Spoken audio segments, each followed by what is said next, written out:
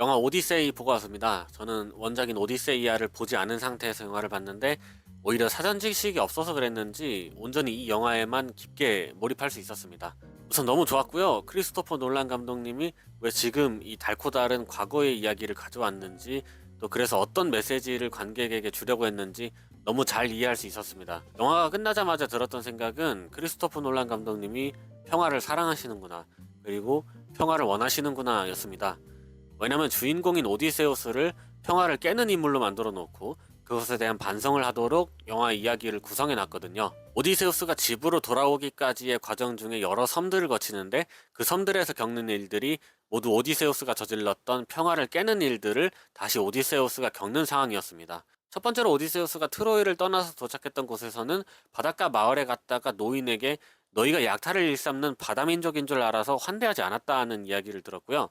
두 번째로 갔던 섬은 외눈박이 거인이 있던 곳인데 거기에서는 대화를 하지 않는 바람에 거인에게 병사들이 죽임을 당했고, 세 번째로 갔던 섬은 거인족이 사는 섬이었는데 거인들에 의해 동료들이 사륙당하는 모습을 오디세우스가 지켜볼 수밖에 없는 장면이 나왔고요. 그 다음 네 번째로 갔던 곳이 키르케가 사는 곳이었는데 거기에서는 오디세우스 본인의 잘못이 아니라 아래에 있는 병사들의 욕망 때문에 고초를 겪었습니다. 다섯 번째로 갔던 곳은 지옥, 그러니까 망자들이 있는 땅이었는데 오디세우스가 충분히 애도를 하지 못한, 그러니까 자기가 기리지 못한 사람들을 오디세우스에게 보여줬고, 여섯 번째로 태양신 아테나의 섬에 가게 되는데 망자의 땅에서 했던 약속을 동료들이 깨버렸습니다.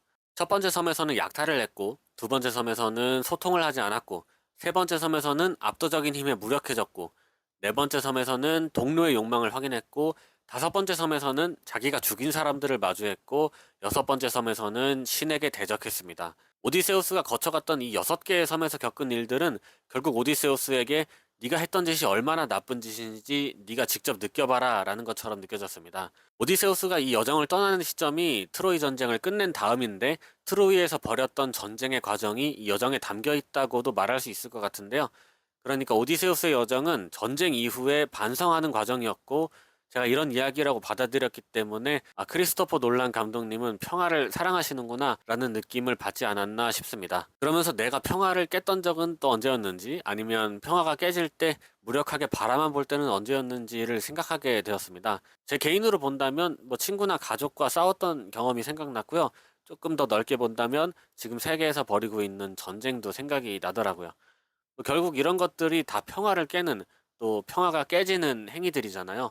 그런 것들이 오디세우스를 보면서 하나씩 겹쳐 보이더라고요. 반성하게 되는 순간이었습니다. 여러분들도 혹시 그런 경험 있으셨으면 댓글로 남겨주시면 감사하겠습니다. 또 하나 느꼈던 건 오디세우스가 반성을 하는 이야기이긴 했지만 모든 책임을 오디세우스 혼자에게 떠넘기진 않으려고 하는 느낌을 받았다는 겁니다. 원래 반성이라는 게 그 뒤에 반드시 책임이 따라오기 마련이잖아요. 영화는 오디세우스가 그 책임을 온전히 혼자 짊어지지 말라고 말합니다. 아테네 섬에 갔을 때인데 동료들이 소를 잡아먹는 모습을 보고 화를 내고 돌아가는 장면에서 아테네가 등장하고 오디세우스와 대화를 하는데 오디세우스는 나의 잘못은 물론이고 내 밑에 병사들의 잘못도 모두 나의 책임이다 라고 말합니다. 그런데 아테네는 그 얘기를 듣고 넌 신도 아니면서 왜 혼자 책임지려 하냐 라고 다시 되묻습니다. 이 말은 인간이니까 모든 일을 혼자 짊어지려 하지 말아라 라는 뜻이기도 했지만 인간이기 때문에 네가 책임질 수 있는 것만 책임을 져라 라는 것으로도 생각이 되더라고요. 여기서 말하는 책임질 수 있는 일이라는 건 영화에서 오디세우스가 평화를 망가뜨린 것의 반대의 일이겠죠. 영화에서 평화가 깨졌던 상황들의 이유를 생각해보면요. 전부 인간 사회의 기본을 지키지 않았기 때문이었습니다. 그리고 그 인간 사회의 기본이라는 건 영화에서 제우스의 법이었고요. 저는 이 제우스의 법이라는 게 지금 우리가 살고 있는 시대의 약속과 같은 것이라는 생각이 들었습니다. 과거의 사람들 사이에서 제우스의 법이 있었고 그것을 지키지 않는 사람들 때문에 청동기 문명이 무너지는 것으로 나오는데 그게 현대에 와서는 약속이다라고 할 수 있겠는데요. 이걸 정리해보면 인간이 책임질 수 있는 일은 약속을 지키는 것이고 약속을 지키지 못하면 평화가 깨진다라는 것이겠습니다. 정말 쉽고 간단한 일이잖아요. 약속을 지킨다는 게 인간관계에 있어서 가장 기본에 해당하는 걸 텐데 이 놀란 감독님은 그런 기본적인 일이 우리 사회에서 무너지고 있다고 생각하는 것 같습니다. 저도 마찬가지로 그런 생각이 좀 듭니다. 왜 사람들은 기본을, 그러니까 약속을 안 지킬까?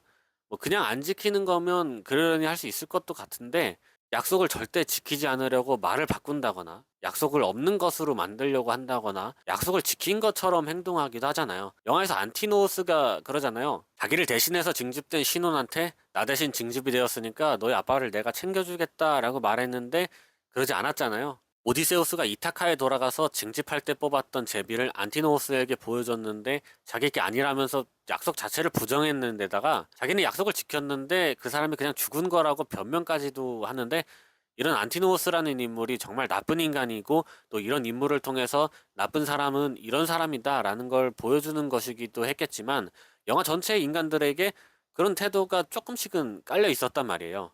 주인공인 오디세우스도 그렇고 텔레마코스, 페넬로페, 메넬라오스, 아가멤논, 에우릴로코스 등등 영화 속 인간들은 전부 다른 사람을 믿지 못한다든지 약속을 어긴다든지 하는 이 작은 잘못을 조금씩은 하고 있었습니다. 그런데 여기서 중요한 건 오디세우스가 이타카로 돌아오면서 그랬던 것처럼 그 잘못을 되돌아보고 반성을 하느냐, 그리고 그것에 책임을 지느냐인 것 같습니다. 저도 물론 그렇지만 대부분 사람들이 지나간 잘못에 대해 반성을 잘 하지 않으려고 하고, 만약에 반성을 하더라도 거기에 책임을 지려고까지는 안 하잖아요. 영화의 엔딩에서도 배 타고 가는 오디세우스가 우리 잘못은 다 잊혀져서 노래로만 불릴 것이라고 대사를 하기도 하고요. 저는 반성이라는 게 자기를 되돌아보는 성찰이라면 책임은 성찰을 통해서 변화하는 것이라고 생각합니다. 근데 그 변화의 대상이 외부를 향하면 안 되는 것 같아요. 영화에서도 오디세우스가 잘못을 깨달은 다음 스스로 반성하는 태도를 가졌지 사회 시스템이나 조직 문화를 바꾸려고 하지는 않았잖아요. 결국 사회를 올바르게 만드는 건 완벽한 제도나 잘 갖춰진 시스템이 아니라 거기에 해당하는 구성원에게 달렸다는 느낌을 많이 받았습니다. 저 역시 그 시스템과 사회의 일원이기 때문에 더 노력해야겠다라는 생각이 많이 들기도 했고요. 마지막으로 영화에서 느꼈던 건 희생에 대한 것이었습니다. 영화에서 희생과 관련 있는 인물이 두 명이 나오는데, 한 명은 오디세우스고 다른 한 명은 아가멤논이었습니다. 아가멤논은 전쟁의 승리를 위해서 자신의 딸을 희생시켰고, 트로이에서 전쟁할 때는 자신이 싸움을 하지도 않으면서 싸움을 위해 들어가는 병사들을 우두커니 지켜보기만 했는데 병사들을 희생시킨 장면이라고 볼 수 있겠습니다. 아가멤논은 자신의 성공을 위해 다른 사람들을 희생시키는, 그러니까 나를 위해서 남이 희생하는 인물이었고요. 반대로 오디세우스는 자신을 희생하는 인물이었습니다. 전쟁 때문에 어린 아들과 아내를 두고 떠나는 거, 목마의 병사들과 함께 들어가는 것, 뭐 이런 행동들이 결국에는 스스로를 희생하는 태도라고 할 수 있겠고, 아가멤논과 반대되는 그런 태도를 갖고 있던 인물이 바로 오디세우스였던 것입니다. 결국 둘 중에 살아남은 건 오디세우스였죠. 아가멤논과 오디세우스 모두 전쟁에서 승리했지만 그것보다 중요한 것이 그 과정에서 어떤 태도를 가지고 있었냐라는 걸로 느껴졌습니다. 우리도 살면서 많이 만나지 않나요? 이런 사람들. 자신의 성공을 위해서 타인의 희생을 강요하는 사람이나 모두의 성공을 위해서 나부터 발벗고 나서는 사람, 머리에 한두 명씩 생각나실 것 같습니다. 누가 신뢰를 얻고 지지를 받는지는 명확하죠. 아가멤논이 아니라 오디세우스 같은 사람이 되어야겠습니다. 네, 이렇게 오디세이를 보고 제가 느낀 것들을 위주로 영화에 대한 이야기 말씀드렸습니다. 여러분들은 오디세이 어떻게 느끼셨는지 댓글로 마음껏 감상 나눠주시고요. 여러모로 크리스토퍼 놀란 감독의 다른 영화들이 많이 생각이 났습니다. 주인공이 의로운 일이라고 믿었던 일이 결국 파멸로 돌아오는 이 구조는 전작인 오펜하이머가 많이 생각이 났고요. 그런 주인공의 고뇌를 담은 캐릭터인 배트맨을 주인공으로 하는 다크나이트도 많이 생각이 났습니다. 오디세이 보고 굉장히 감명 깊으셨으면 이번 기회에 크리스토퍼 놀란 감독의 다른 영화 찾아보시는 것도 좋을 것 같습니다. 저는 다음번에 다른 영화 리뷰로 돌아오겠습니다. 마지막으로 별점과 한 줄평 확인하시죠.